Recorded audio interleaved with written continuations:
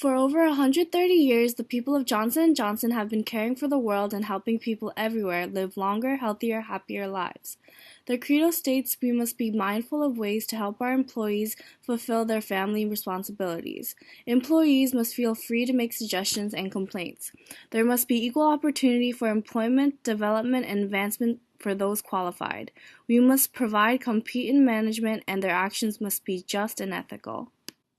We have researched and analyzed J&J's diversity and inclusion efforts, as well as annual training and support groups, to see if their culture and work really live up to their perceived values. Our criteria for a diverse and inclusive organization is split into two pie charts, one for external elements and the other for internal elements. The top external include 40% for sourcing and recruitment and 30% for advertising, and the top internal include organizational culture and work environment, training and development, and corporate and higher-level management involvement, all evenly split into 30%. Yes, I am. And being the fact that I was stationed in California, most of my trainings were done online, and the organization made sure to include diversity and inclusion in the trainings. They also had trainings on ethics, and if we had additional questions or concerns, we had support numbers for clarification.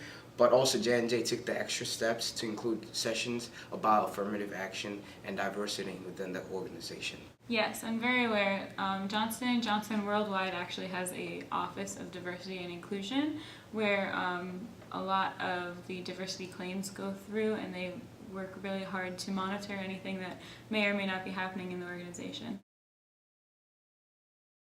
The only problem there is like however most employees would go over and beyond to impress higher-ups, which in return affected the scoring assessments and also had a negative vibe with other coworkers. Yes, actually one time I was in a meeting in Tampa and I overheard them talking about their scoring key for performance reviews, and it showed me that they are structured and their questions are structured. I just feel when I was working in Tampa that a lot of the managers were cherry picking the people that they were deciding to work with based off of people that had more open schedules. So the adverse impact of that could be mothers with children or people with family obligations.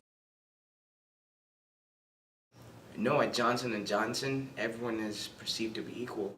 I do, unfortunately, and it's more like things like men don't like to talk about their kids because they want to maintain professionalism, whereas women find that they're more comfortable talking about their children and people are more comfortable asking questions about their children.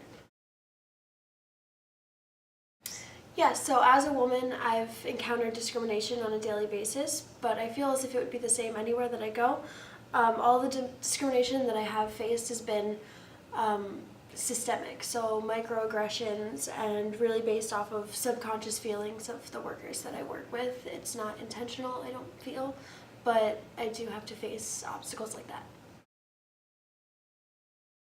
We have a very competitive maternal benefit program.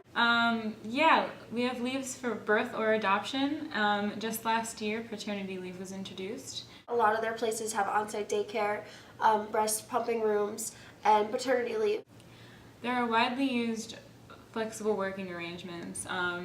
People can work remotely at home, but some may take advantage of this opportunity. They have a lot of employee resource groups for protected and non-protected classes. They can come and speak freely in a non-judgment zone.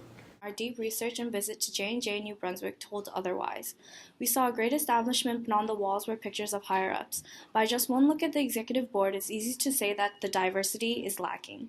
Based on the interviews, we gave J&J a B for external factors and a C for internal factors. The many lawsuits filed in the past exposed discriminatory practices, including those based on race, pay, and even age.